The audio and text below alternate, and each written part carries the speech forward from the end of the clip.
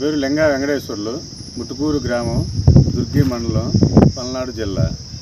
TDP అధికారంలోకి వస్తే ఏమి మంచి జరుగుతుందని చెప్పి మీ అందరికి వివరించడం కోసం ఈరోజు నేను మీడియా ముందుకు వచ్చా. చంద్రబాబు నాయుడు గారు ప్రవేశపెట్టిన సూపర్ 6 పథకాల గురించి ఒక్కొక్కటి మీకు వివరించదలుచుకున్నా. అందులో మొదటిది 20 లక్షల ఉద్యోగాలు.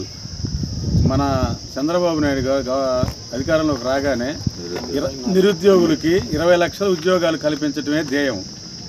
డిఎస్సి, మెగా డిఎస్సి మీదే మొదటి సంతకం పెడతానన్నారు. మోసం చేయటం కాదు, మోసం చేయకుండా తల్లికి వందనం పేరు మీద ఎంతమంది పిల్లలుంటే అంతమందికి 15,000 చొప్పున, ఇద్దరుంటే 30,000, ముగ్గురుంటే 45,000, నలుగురుంటే 60,000. ఇదే ప్రభుత్వం ఇప్పుడు జగన్ ప్రభుత్వం గతంలో ఎంతమంది ఉంటే అంతమందికి తల్లికి అమ్మఒడి అని చెప్పి అదొక పేరు పెట్టి ఇస్తామని చెప్పి దాన్ని మాయ చేసి మతలబు చేసి చివరికి దాన్ని ఇంట్లో ఒక్కళ్ళకే అర్హత ఉండేటట్టు చూసి ఆ ఒక్కళ్ళకు కూడా 15,000లో కూడా ఏదో బాత్రూమ్ ఖర్చులు అని చెప్పి ఏదో మెయింటెనెన్స్ ఖర్చులు అని చెప్పి 2,000 కట్ చేసి 13,000 రూపాయలే ఇస్తుండ్రు, ఒక్కళ్ళకే ఇస్తుండ్రు. ఆ రోజు భారతిరెడ్డి గారు, జగన్ గారి భార్య భారతిరెడ్డి గారు ప్రచారం చేస్తూ ఎంతమంది పిల్లలుంటే అంతమందిని పంపేయండి, మీకు అమ్మఒడి వస్తుందమ్మా అని చెప్పింది. వాగ్దానాలు చేశారు వాళ్ళు. చెయ్యి ఇక్కడి నుంచి ఇంత పొడుగు చేపడి ఇతగారి వరకు ఏం జరిగింది చూశారుగా మీరు. ప్రతి రైతుకి ఎకరం ఉన్నా, అరెకరం ఉన్నా, 4 ఎకరాలు ఉన్నా, 5 ఎకరాలు ఉన్నా, ఎంత నుండి రైతు అనేవాడు ఎంత ఇబ్బంది పడుతుందంటే అంత ఇబ్బంది పడుతున్నాడు. ప్రతి రైతుకి ఏటా పెట్టుబడి సాయం కింద 20,000 రూపాయలు ఇస్తానని చెప్పి మన చంద్రబాబు నాయుడు గారు మేనిఫెస్టోలో పెట్టాడు దాన్ని. ఇదే పథకాన్ని అంతకుముందు జరుగుతుంది. రైతు భరోసా అని చెప్పి 12,500 ఇస్తాను నేను, 5 సంవత్సరాలు వచ్చేసరికి 50,000 రూపాయలు ఇస్తానని చెప్పి హామీ ఇచ్చాడు. ఆ 50,000ని 7,000 చేసి కేంద్ర ప్రభుత్వం ఇస్తున్న 6,000ని ఇతను ఇచ్చే 7,000 కలిపి నేను 13,000 ఇస్తున్నానని చెప్పుకున్నాడు. ఇప్పుడు చంద్రబాబు నాయుడు గారి ప్రభుత్వం ఉన్నప్పుడు ఒకప్పుడు 400-500 ఉండేది గ్యాస్ సిలిండరు. ఈ గవర్నమెంట్ వచ్చిన తర్వాత అది కాస్త పెరిగి 1,100-1,200 చేరింది గ్యాస్ సిలిండర్ ధర. అటువంటి పరిస్థితుల్లో నిరుపేద కుటుంబాలు గ్యాస్ సిలిండర్ కొట్టుకోవడానికి కూడా చాలా ఇబ్బంది పడుతున్నారు. అందుకని మన బాబు గారు ఈ దీపం పథకాన్ని పెట్టిందే బాబు గారు ఆధ్వర్యంలోనే ఆ రోజు దీపం పథకం ద్వారా గ్యాస్ మనకి పరిచయం చేసిందే ఆయన. అది దృష్టిలో ఉంచుకొని ఈ పేద ప్రజలు ఇబ్బంది పడుతున్నారని చెప్పి చంద్రబాబు గారు 3 గ్యాస్ సిలిండర్లు ఉచితంగా ఇస్తున్నారు. 3 గ్యాస్ సిలిండర్లు అంటే ఒక భార్య, భర్త, 2 పిల్లలు ఉన్న ఇంట్లో దాదాపు కొనుక్కునే అవసరం లేకుండా సరిపోతుంది. నిరుపేద కుటుంబాలకు చాలా మంచి పథకం అన్నమాట ఇది. ప్రతి ఒక్కరూ తెలుగుదేశం ప్రభుత్వాన్ని గెలిపించడానికి కారణాలు ఏంటో మీరు కంపారిజన్ చేసుకోండి. ఈ సూపర్ 6 పథకాలకి అతను వేసిన కంపారిజన్ చేసుకొని మీరు ఓటర్లారా నేను సిద్ధంగా ఉన్నా, మీరందరూ కూడా సిద్ధపడాలని ప్రతి ఒక్క ఓటర్ మహాశయుని వేడుకుంటున్నా. అందరికీ నమస్కారం. పేరు అలవాల సత్యనారాయణ, దుర్గి మండలం, పల్నాడు జిల్లా, ముట్టుకూరు. మహిళలకి ప్రతి నెల ఇప్పుడు ఉన్న పరిస్థితులను బట్టి నిత్యావసర సరుకులకు ఖర్చులు అన్నీ పెరిగిపోయినాయి కాబట్టి మన చంద్రబాబు గారు మహిళలకి 1,500 రూపాయల చొప్పున స్కీము పెట్టారు. సూపర్ 6 పథకంలో ఇది ఒకటి. మహిళలు బాగా ఆలోచించుకొని చంద్రబాబు గారి గవర్నమెంట్ని రావాలని కోరుకోవాలి. మళ్ళీ దానికి తోడు ఉచిత మహిళలకి ఇప్పుడు ఆర్టీసీ ఛార్జీలు గత ప్రభుత్వము, వైఎస్ఆర్ ప్రభుత్వము విపరీతంగా ఛార్జీలు పెంచేసింది. కాబట్టి దాన్ని బాబు గారు దృష్టిలో ఉంచుకొని దీన్ని ఉచిత బస్సు ప్రయాణం అని మహిళలకి పెట్టాడు. ఇది బాగా ఉపయోగపడుతుంది ప్రతి ఒక్క మహిళలకి. దీన్ని గుర్తుంచుకొని మీ యొక్క ఓటుని, అమూల్యమైన ఓటుని ఉపయోగించుకొని బాబు గారిని ఓటు వేసి గెలిపించుకోవాలని మనవి. మరియు మన మాచల్ నియోజకవర్గం జోలకంటి బ్రహ్మారెడ్డి గారిని, అటు ఎంపీ లావు శ్రీకృష్ణదేవరాయలు గారిని అఖండ మెజార్టీతో గెలిపించుకొని మన పల్నాడు ప్రాంతంలో కాపాడుకోవాల్సిందిగా మనవి. మాచర్ల నియోజకవర్గము మార్పు రావాలి, అభివృద్ధిగా జరగాలి అనుకుంటే మన జోలకంటి బ్రహ్మారెడ్డి గారు, అటు ఎంపీ లావు శ్రీకృష్ణదేవరాయలు గారు వాళ్ళిద్దరికే సాధ్యమైంది కాబట్టి అదనేది మీరు ప్రజలు దాన్ని దృష్టిలో పెట్టుకొని గమనించుకొని రేపు మే 13వ తారీఖు మీ అమూల్యమైన ఓటును వేసి అక్కడ ఓటు వేసి గెలిపిస్తారని మనవి. ఇక్కడ యువకుడు ఉన్నాడు, ఆ యువకుడిని అడిగే ప్రయత్నం చేద్దాం. నమస్తే అండి, మేము రాజధాని న్యూస్ తెలుగు ఛానల్ నుంచి వచ్చాము. నమస్తే అండి. ఫస్ట్ నేను చదువుకున్నవాడిగా నేను 2 ముక్కలు చెప్దాం అనుకుంటున్నాను. చదువుకున్న వాళ్ళకి ముందు ఫస్ట్ 2 రెస్పాన్సిబిలిటీస్ ఉంటాయి. ఒకటి ఫ్యామిలీ రెస్పాన్సిబిలిటీ, ఒకటి స్టేట్ రెస్పాన్సిబిలిటీ, ఒకటి కంట్రీ రెస్పాన్సిబిలిటీ, ఒకటి వరల్డ్ రెస్పాన్సిబిలిటీ. ఈ 4 ఏది తగ్గినా కానీ రేపటి మన ఫ్యామిలీస్ మీద పడేది ఎఫెక్ట్ అంతా.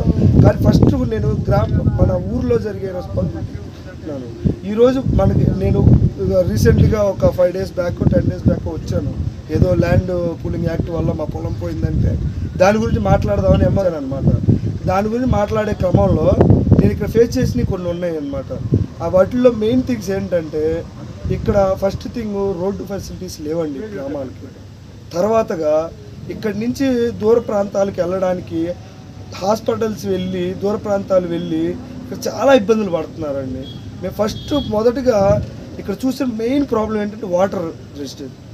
ఏంటంటే ఇప్పుడు పోలవరం మనం ఎక్కడో అంత స్టేట్లో కూడా పోలవరం అని కొంతమంది, తర్వాత వరకపూడిశాలని కొంతమంది బాధలు పట్టడం చూసాం. కానీ మెయిన్గా పల్నాడు జిల్లాలో అందులోనూ మాచర్ల కాన్స్టిట్యున్సీ చాలా వాటర్ ఇబ్బంది పడుతుంది. ఇవన్నీ కావాలి చేసుకొని మన అంతా పూర్తి చేసుకోవాలని అంటే నేను ఇప్పుడు చెప్తున్నాను అనమాట. నా ఓటు ఇక్కడ ఎమ్మెల్యేగా జోలకంటి బ్రహ్మానందరెడ్డి గారికి మరియు ఎంపీగా శ్రీ లావు శ్రీకృష్ణదేవరాయలు గారికి వేసి నాకున్న రెస్పాన్సిబిలిటీ నేను వినియోగించుకుందాం అనుకుంటున్నాను. ఇప్పుడు ఓటు అనేది ఒక మనిషి భవితని, ఆ భవితను మనం నిర్ణయించుకోవాలనుకున్నప్పుడు ఈ ప్రాంతంలో అది కొంతమంది అంటున్నారు మేము హైదరాబాద్లో ఉన్నాం, మేము బెంగళూరులో ఉన్నాం, రాలేకపోతున్నాం అన్నారు. కానీ ఒక్కరోజు రావడానికి మనం టైం చూసుకోలేదంటే 5 సంవత్సరాలు మనం పాలించడానికి కూడా వాళ్ళకి టైం ఉంటుంది. ఇక్కడ మరొక తమ్ముడు ఉన్నాడు, అతని మనోభావాలు కూడా ఎందుకు తెలుసుకుందాం ప్రయత్నం చేద్దాము.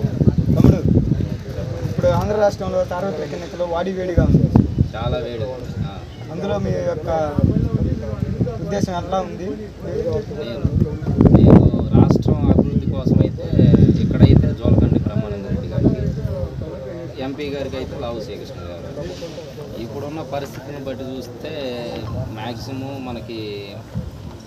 మనకి నచ్చిన వాళ్ళకే ఓటు వేసుకోవాలి. ఎందుకంటే డాక్టర్ బిఆర్ అంబేద్కర్ గారు మనకు ఓటు అనే ఆయుధాన్ని ఒకటి ఇచ్చారు కాబట్టి వాళ్ళు బటన్ నొక్కింది 5 సంవత్సరాల నుంచి బటన్ నొక్కుతున్నారు. మనకు 5 ఏళ్ళకు ఒకసారి నొక్కే బటన్ వచ్చేది. సో మనం 5 ఏళ్ళకు ఒకసారి ఒక మంచి నాయకుడిని ఎన్నుకుంటే మన సమాజంలో తిరగగలం, సమాజంలో ఏదైనా పని చేసుకోవడానికైనా పని దొరికింది. నా ఉద్దేశం అది. మీ ఉద్దేశం? 2018 ఇదే చంద్రబాబు నాయుడు గారు 7,230 పోస్టులతో ఒక డిఎస్సి 2018 నుంచి కూడా ఇప్పటికీ 2024 వచ్చినా కానీ కనీసం ఒక్క డిఎస్సి కూడా ఇవ్వలేదు జగన్మోహన్ రెడ్డి గారు. ఆయన ప్రతి సంవత్సరం జాబ్ క్యాలెండర్ని రిలీజ్ చేస్తా అని ఫస్టే చెప్పారు. మనం అధికారంలోకి రాగానే మెగా డిఎస్సి ఇస్తా అని చెప్పారు. మెగా డిఎస్సి కాదు, కనీసం ఒక 10,000 పోస్టులు కూడా ఇవ్వలేకపోయారు. ప్రతి సంవత్సరం జనవరికి జాబ్ క్యాలెండర్ అన్నారు, అది లేదు. మెగా డిఎస్సి అన్నారు, అది లేదు. సంవత్సరానికి 150,000 మంది టీటీసీ చేసి బయటకు వస్తున్నారు.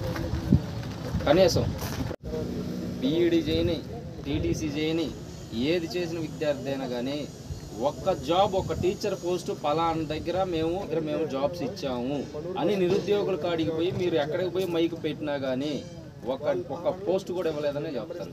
ఎందుకు ఇవ్వలేదంటే అది మన దౌర్భాగ్యం. మనం ఏం చేయలేము. మనం అడుక్కోవటం వరకే మన డ్యూటీ, ఇచ్చేది ఇయ్యేది వాళ్ళ ఇష్టం. కానీ వాళ్ళు ఇవ్వలేదు. 2018లో ఇదే చంద్రబాబు నాయుడు గారు 5,230 పోస్టులతో డిఎస్సి పెట్టారు. అక్కడి నుంచి ఇప్పటిదాకా కూడా కనీసం 7 సంవత్సరాలు అవుతుంది. 6-7 సంవత్సరాలు అయినా కానీ ఒక్క టీచర్ పోస్ట్ కూడా భర్తీ చేయలేదు. సంవత్సరానికి జాబ్ క్యాలెండర్ ఇస్తా అన్నారు జనవరికి, కానీ ఇచ్చారా? ఒక్కటి కూడా ఇవ్వలేదు. 5 సంవత్సరాలకి 5 జాబ్ క్యాలెండర్ రావాలి, ఒకటి లేదు. పోలీస్ రిక్రూట్మెంట్ అవేమన్నా ఇచ్చారా? అది లేదు. ఈవెంట్స్ ఇంకా జరగలేదు, ఎగ్జామ్ పెట్టారు. అది నెక్స్ట్ మన చంద్రబాబు నాయుడు గారు వస్తేనే అది కూడా ఫిలప్ అయ్యేది. అప్పటిదాకా నిరుద్యోగులు మొత్తం రోడ్ల అమ్మడి తిరగటమే. పోతే 20,000 ఈ తల్లిదండ్రులు కష్టం చేసి పంపిస్తుంటే వాళ్ళ మీద ఆధారపడి బతుకుతున్నారు. నిజంగా మన గుండెల మీద చేసుకొని చెప్పాలంటే ఒక్కరికి కూడా ఒక మంచి జరిగింది లేదు. వాళ్ళు చేసుకోవడం తప్పితే బయటకు వచ్చి మాట్లాడడానికి ఎవరికి ధైర్యం లేదు. ఇలాంటి ప్రభుత్వం మనకు అవసరమని క్వశ్చన్ మార్క్ ఎత్తే అది ప్రతి ఒక్క తల్లిదండ్రులు వాళ్ళ పిల్లలు ఎవరైనా కానీ చదువుకున్న వాళ్ళు ఆలోచించాలి. ఫస్ట్ ఆఫ్ ఆల్ ఆలోచించి వాళ్ళ తల్లిదండ్రులు కూడా చెప్పుకోవాలి. అంబేద్కర్ గారు ఇచ్చినటువంటి ఓటు అనే ఆయుధాన్ని మన దగ్గర 5 ఏళ్ళ నుంచి మన దగ్గరకు రారు వాళ్ళు. మనం పోయినా మన పనులు చేయకపోవడం కూడా మనకి ఎన్నో మాటలు వస్తాయి. అయంత అవసరం లేదు. ఒక్కసారి బటన్ నొక్కినాం అనుకో, మే 13వ తారీఖు బటన్ నొక్కితే క్లోజ్. మనకు నచ్చిన ప్రభుత్వాన్ని మనం ఎన్నుకుందామండి. అసలు పెట్టనోడు కన్నా కూడా కనీసం సగం కడుపు అన్న నిండిన వాళ్ళు అయితే కడుపు నింపుతారు కదా, సగం అన్న నిండిద్ది కదా. అసలు ఆకలితో ఉంటాం కన్నా ఆ కాసేపు ఆకలి లేకుండా ఉంటాం కదా. అది నా ఉద్దేశం కూడా. మీరు ప్రతి ఒక్కరు కూడా అంబేద్కర్ ఇచ్చినటువంటి ఓటు అనే ఆయుధాన్ని వినియోగించుకోండి. ఎక్కువ మంది ఓటింగ్కి వెళ్ళండి, ఓటు వేయండి, సరైన నాయకుడిని ఎన్నుకోండి. ఎందుకంటే 5 సంవత్సరాలు మన ఎత్తునెక్కి మనల్ని దొక్కుతురు. అది ఎటువంటి నాయకుడైతే అనుభవం గల వాళ్ళని ఎన్నుకుంటే మంచిదని నా అభిప్రాయం. నేనైతే 100% కూడా ఆ ఉద్దేశంతోనే ఒక మంచి నాయకుడికి రావాలి మనకి. దాని గురించే నేను అనుభవం గల నాయకుడు అన్నారు కదా, మీ ఉద్దేశంలో అనుభవం గల నాయకుడు ఎవరండి? అనుభవం గురించి మాట్లాడాలంటే 2 పాయింట్లు. ఫస్ట్ రాజధాని లేదు, పోలవరం ప్రాజెక్టు, ఇంకా చంద్రబాబు నాయుడు గారు 65% పూర్తి చేస్తే కనీసం మిగతా 35% కూడా పూర్తి చేయలేని దొల ఉంది ఏపీ ప్రభుత్వం. రాజధాని అసలు ఇప్పుడు నేనున్నా మీ నాన్న ఊర్రా అంటే నేను పలానా అని చెప్పుకుంటా. బయట రాష్ట్రాలు పలానా ఏపీ రాజధాని ఏది అంటే నేలకేసి చూడాలా, వాళ్ళ ముఖం కేసి చూడాలా అని మాట్లాడకుండా పోవాలా. పలానా రాజధాని మాది అని ఇప్పుడు హైదరాబాద్ ఉంది, వాళ్ళు హైదరాబాద్ మా రాజధాని అంటారు. మనం ఎవడని చెప్పుకోవాలి? దిక్కులేని అనామకులు పక్షుల్లాగే అసలు చెప్పుకోవడానికి కూడా లేదండి. మరిన్ని వీడియోల కోసం రాజధాని న్యూస్ తెలుగు ఛానల్ సబ్స్క్రైబ్ చేసుకోవడం మర్చిపోకండి. లైక్ చేయండి, షేర్ చేయండి, కామెంట్ చేయండి. మీ స్నేహితులకు పరిచయం చేయండి.